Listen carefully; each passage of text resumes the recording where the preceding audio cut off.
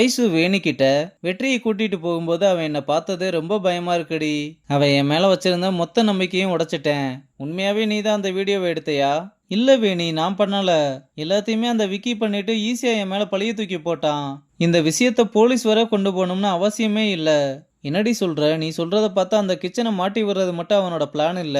அது மூலமா நம்ம எல்லாரையுமே பிரிக்கிறது தான் அவனோட பிளான்னு வேணி கரெக்டா கண்டுபிடிச்சு சொல்ல, நம்மள என்ன வேணா பண்ணிட்டு போக வேண்டியதுதானே. அவனை நினைச்சு பாரு, அவங்க அம்மாவுக்கும் தங்கச்சிக்கும் தெரிஞ்சா உடஞ்சு போயிருவாங்க. இந்த வேலை மட்டும் போச்சுன்னா அவனோட நிலைமைய நினைச்சா பாவமா இருக்குன்னு ரொம்ப அழுதுகிட்டு இருக்கா. அப்புறம் நேரா விக்கி கிட்ட வந்து, நமக்குள்ளேயே பேசி முடிக்க வேண்டிய விஷயத்தை எதுக்கு இவ்வளவு பெருசாக்குன?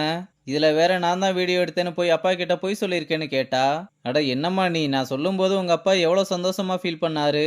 நீ என்ன உங்க அப்பா சந்தோஷமா இருக்க கூடாதுன்னு நினைக்கிறியான்னு கேட்டதும் ஐசு கடுப்பாகி கத்த ஆரம்பிச்சதும், உனக்கு அவ்வளோ கஷ்டமா இருந்தா அவன் கூட போய் ஜெயில உட்காருடின்னு சொல்லிட்டு வெறுவெறுன்னு ஜாலியா காஃபியை குடிச்சுக்கிட்டே அங்கிருந்து கிளம்பி போறான். இங்க உத்தமனும் பாண்டியை கூப்பிட்டு, ஏண்டா நீ அவன் கூடயே தானே சுத்திக்கிட்டு இருக்க, இதெல்லாம் சொல்ல மாட்டேயான்னு கேட்டா, நான் எங்க சார் சொல்றது, நான் வெற்றிக்குள்ள எல்லாருமே சேர்ந்து தான் பண்ணோம்னு சொல்ல, உத்தமன் இதை கேட்டதுமே சாக்காயிட்டு, அப்புறம் ஏன்டா அவன் மட்டும் தான் பண்ணேன்னு சொன்னா, எனக்கும் அதுதான் ஏன்னு தெரியல. அவன் எங்களை காட்டி கொடுக்காம அவன் மட்டும் தண்டனை அனுபவிக்கிறது ரொம்ப கஷ்டமா இருக்குன்னு சொல்றான்.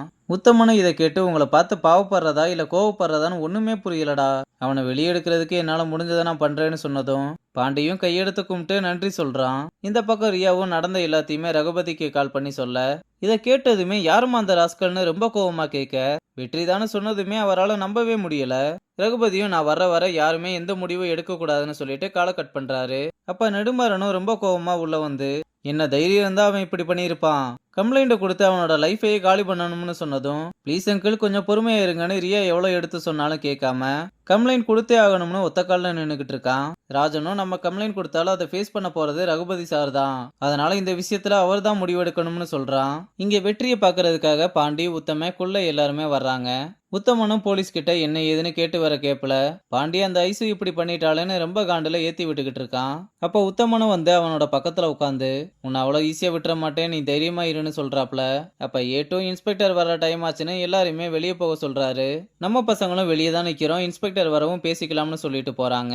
அங்க கட் பண்ணா ரகுபதி ரெசார்ட்டுக்கு வந்ததும், நான் போலீஸ் கம்ப்ளைண்ட் கொடுக்குற ஐடியால இல்லைன்னு சொல்ல, ஆனா சார் அவன் நம்ம எல்லாரையுமே ஏமாத்தி முட்டாளாக்கி இருக்கான், இந்த விஷயம் மட்டும் வெளியே வந்தா நம்ம ரெசார்ட்டுக்கு தான் கெட்ட பேரு, இந்த விஷயத்த நானே பாத்துக்கிறேன்னு சொன்னதும் நெடுமாறனும் இதை கேட்டு உச்சக்கட்ட கோவத்துல அங்க இருந்து கிளம்புறான்.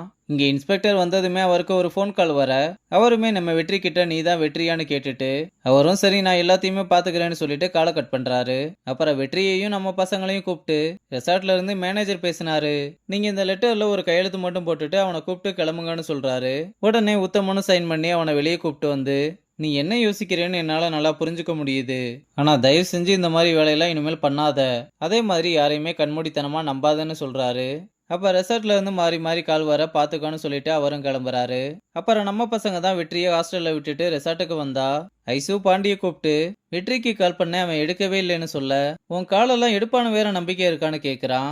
ப்ளீஸ் அவன் கிட்ட கால் பண்ணி கொடு, நான் பேசணும்னு சொன்னா, ஏங்க அவன் உங்களை எவ்வளவு நம்பினா தெரியுமா, இப்படி அவனுக்கு போய் துரோகம் பண்ணிட்டீங்க.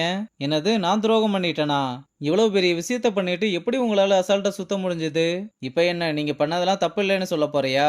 நாங்க பண்ணது தப்பு தாங்க, அதை ரியலைஸ் பண்ணி நாங்களே கிச்சனை க்ளோஸ் பண்ணலாம்னு முடிவு பண்ணிட்டோம். பொருள் எல்லாத்தையும் கிளியர் பண்றதுக்குள்ள நீங்க தான் அவசரப்பட்டு கம்ப்ளைண்ட் பண்ணிட்டீங்க. அவன் போலீஸ் ஸ்டேஷன்ல எவ்வளவு கூனி குறுகி போய் நின்னான்னு உங்களுக்கு தெரியுமா?